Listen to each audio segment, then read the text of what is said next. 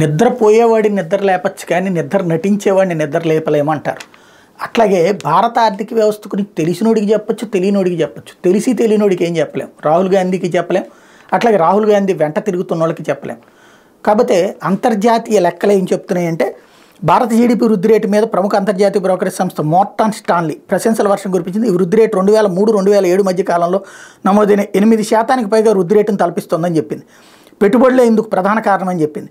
కోవిడ్తో private పెట్టుబడులు వినియోగం నిరసించిన ప్రభుత్వ పెట్టుబడులు ఆర్థిక వ్యవస్థకు ఊతంగా నిలిచాయని చెప్పింది. ప్రస్తుతం ప్రైవేటు పెట్టుబడులు కూడా ఊపందుకుంటున్నట్టు చెప్పింది.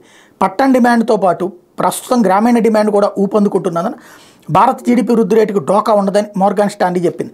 భారత్లో పెరుగుతున్నటువంటి పెట్టుబడుల నిష్పత్తిని మోర్గాన్ స్టాన్లీ గుర్తు చేసింది. 2002-2003 జీడిపిలో 27% ఉన్న పెట్టుబడుల నిష్పత్తి 7-8 నాటికి 39% పెరిగిన విషయాన్ని గుర్తు చేసింది. 2008 తర్వాత పెట్టుబడుల జోరు కొద్దిగా తగ్గిన ప్రస్తుతం జీడిపిలో పెట్టుబడుల వాటా 34% పెరిగాయని పేర్కొంది. 2026-27 నాటికి ఇది మరింత పెరిగి 36% చేరుతుందని అంచనా వేసింది. 2003-8 మధ్య కాలంలో జీడిపిలో పొదుపు రేటు 28% నుంచి 30% పెరిగినట్టు చెప్పింది. పెట్టుబడులు ప్రభుత్వ ప్రోత్సాహంతో జీడిపి కంపెనీల లాభాల నిష్పత్తి 2020-23 మధ్య కాలంలో 11% నుంచి 5.4% పెరిగినటువంటి విషయాన్ని, ఇది 1.1% నుంచి 5.4% పెరిగిన విషయాన్ని మోర్గాన్ స్టాన్లీ గుర్తు చేసింది.